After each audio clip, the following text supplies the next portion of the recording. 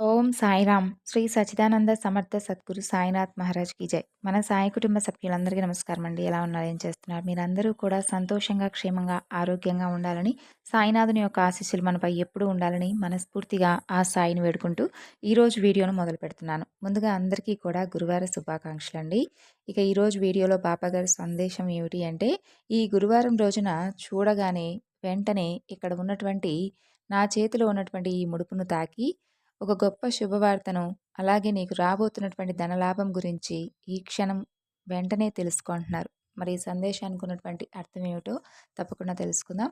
అంతకంటే ముందు మన ఛానల్ కనుక ఎవరైనా కొత్తగా చూస్తున్నట్లయితే ఛానల్ను సబ్స్క్రైబ్ చేసుకొని, వీడియో కనుక మీకు నచ్చింది అనిపిస్తే తప్పకుండా లైక్ చేసి సపోర్ట్ చేయండి ఫ్రెండ్స్.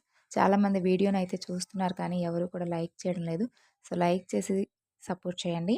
బాబాగారి సందేశానికి ముందుగా, చాలామంది ఎక్కడెక్కడో జ్యోతిష్యం చెప్పించుకుంటూ ఉంటాం. ఎన్నో సమస్యలను ఎదుర్కొంటూ ఉంటాం.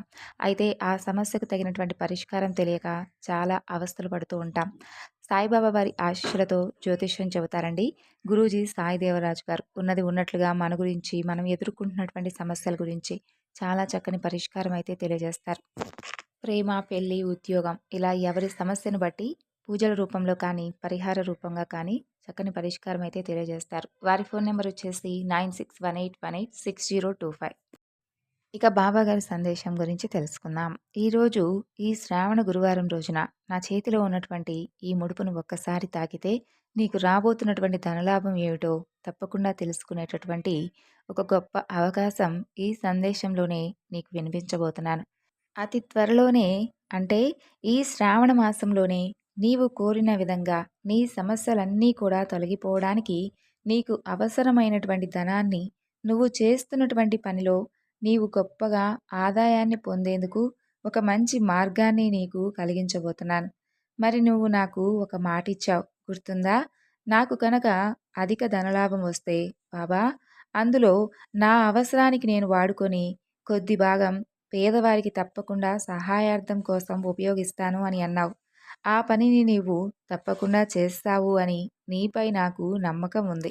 ఇన్ని రోజులు ఎన్ని సమస్యలతో కొట్టుమిట్టాడుతున్నా, ఎంత బాధపడుతున్నా కూడా చూస్తూ ఉన్నావే తప్ప నాకెప్పుడైనా కానీ సహాయాన్ని అందించావా బాబా అని నువ్వు నన్ను అడగవచ్చు. నీకేమివ్వాలో తెలిసినటువంటి నాకు ఎలా ఇవ్వాలో కూడా, ఎప్పుడు ఇవ్వాలో కూడా తెలుసు. నీకు ఆయువు పోసినటువంటి ఆ భగవంతుడికి నీకున్నటువంటి ఆపదలను తొలగించడం పెద్ద కష్టమేమీ కాదు. అందుకు కష్టం వచ్చిందని కంగారు పడిపోనవసరం లేదు. సుఖాలు రాగానే సంబరపడిపోనవసరమూ లేదు. నీకు ఏ విధమైనటువంటి సహాయం ఎప్పుడు ఇవ్వాలో, ఎలా ఇవ్వాలో నాకు తెలియదు అనుకుంటున్నావా? ఇక నీవు బాధపడనవసరం లేదని చెబుతున్నాను కదా. ఇక నీవు గడిచిపోయినటువంటి సమయాన్నంతా కూడా మర్చిపో. అదంతా నీకు పరీక్షా సమయం అని అనుకో. అదంతా ఇక నీకు ముగిసిపోయింది అనుకో. ఇక కష్టాలనేవి నీ జీవితంలో ఉండనే ఉండవు. ఇక మీదట నీకు అన్నీ సంతోషాలే. ఇప్పటికైనా నన్ను నమ్మి మనస్ఫూర్తిగా, నమ్మకంతో, సహనంతో ఉండు. నిన్ను సకల ఆపదల నుండి ఏ విధంగా కాపాడబోతున్నానో నీకే తెలుస్తుంది. మనిషికి ముఖ్యంగా ఉండవలసినవి నమ్మకం, సహనమే అని ఎన్నోసార్లు చెప్పాను కదా. కాబట్టి కొద్ది రోజులు మాత్రమే నువ్వు సహనంగా ఉండు.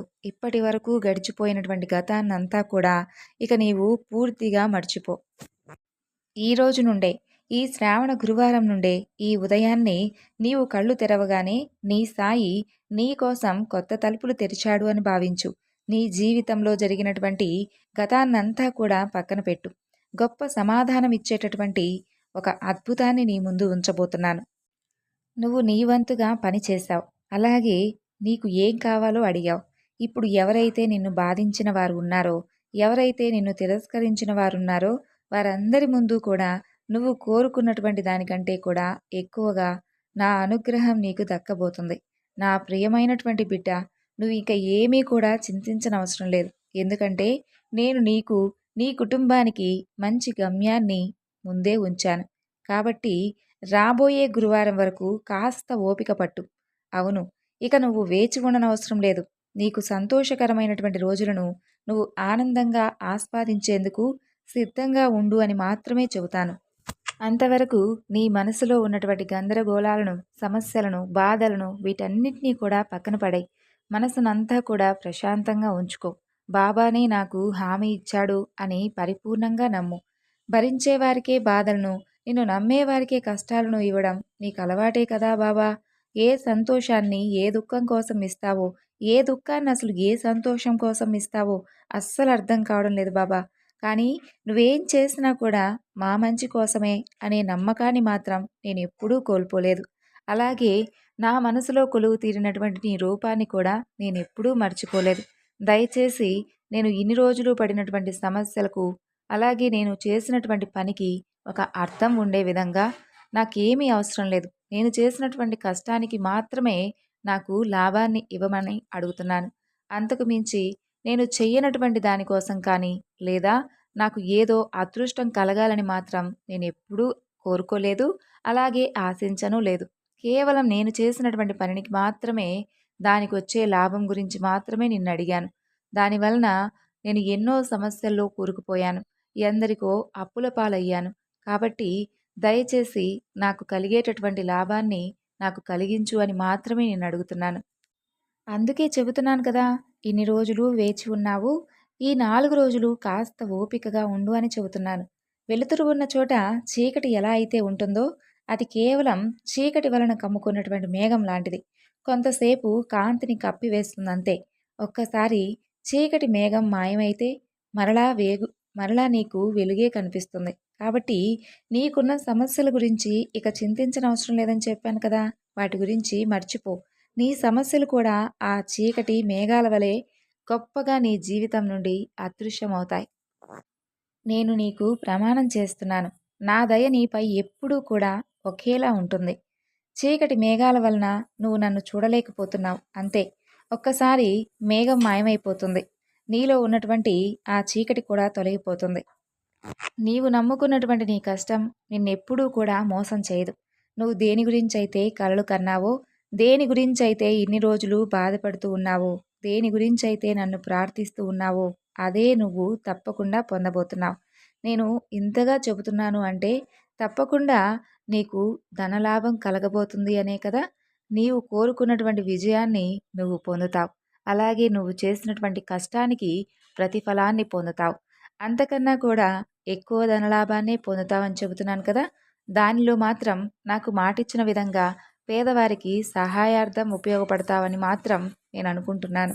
ఇక నేను మిమ్మల్ని ఆశ్చర్యపరచబోతున్నాను అని మరలా మరలా చెప్పబోతున్నాను. అనవసరమైనటువంటి సమయం అంతా కూడా ముగిసిపోయింది. ఇక నీకు ఉత్తమమైనటువంటి రోజులు మొదలవబోతున్నాయి. వాటిని నువ్వు పొందేందుకు సిద్ధంగా ఉండు.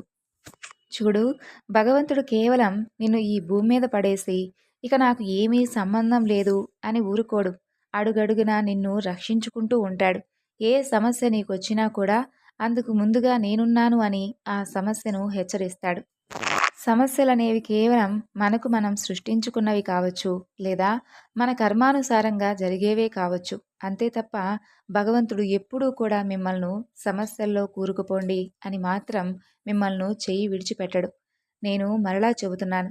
ఇక నుండైనా కాస్త ధనం విషయంలో జాగ్రత్తగా ఉండు. ఎవరిని కూడా నమ్మి మోసపోవద్దు. నిజంగా ఎవరైనా నీ సహాయం కోరి వస్తే మాత్రం వారికి సహాయం చెయ్యి, తప్పులేదు.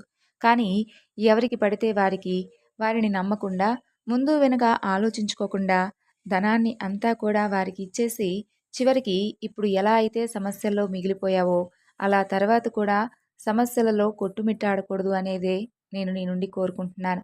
కాబట్టి సంతోషంగా, ఆనందంగా నీ ధనాన్ని నువ్వు అనుభవించి, అలాగే నీ కుటుంబంతో ఆనందంగా గడిపి, తరువాత పేదలకు ఏదో ఒక విధంగా ఉపయోగపడతావని ఈ సాయి నీ నుండి కోరుకుంటున్నాడు. నీవు నీ కుటుంబం ఇన్ని రోజులు ఎన్ని ఇబ్బందులు ఎదుర్కొన్నారో ఒక్కసారి ఆలోచించి జాగ్రత్తగా నిర్ణయాలు తీసుకుంటూ ఉండు. ఎవరిని కూడా ఎక్కువగా నమ్మవద్దు. ఒక విషయం చెప్పనా? మన దగ్గర ఏదీ లేనప్పుడు మన చుట్టూ ఎవ్వరూ ఉండరు. అలాగే ఏదైనా కష్టం వస్తే అది భరించవలసింది నువ్వే. గెలుపైనా నీదే, ఓటమైనా నీదే. పడితే లేవాల్సింది కూడా నువ్వే. బాధను భరించవలసింది కూడా నువ్వే. అలాగే ధైర్యం చెప్పుకోవాల్సింది కూడా నువ్వే. ఇతరులందరూ కూడా నీకెలాంటి సహాయాన్ని చేయకపోగా కేవలం చోద్యం చూస్తూ ఉంటారు. వీలైతే ఎగతాళి చేస్తారు. అది ఇతరులు చేసే పని. కాబట్టి వారి గురించి వీరి గురించి అస్సలు పట్టించుకోవద్దు. జాగ్రత్తగా ఆలోచించి నిర్ణయాలు తీసుకుంటూ ఉండు. సంతోషంగా ఉండండి. సో, విన్నారు కదండీ బాబాగారి సందేశం. ఈ సందేశం మీ అందరికీ కూడా నచ్చింది అనుకుంటున్నాను. నచ్చితే తప్పకుండా మరికొంతమందికి షేర్ చేయండి. మరొక చక్కని బాబాగారి సందేశంతో మళ్ళా కలుసుకుందాం. అంతవరకు నమస్కారం. ఓం సాయిరాం. సర్వే జనా సుఖినో భవంతు.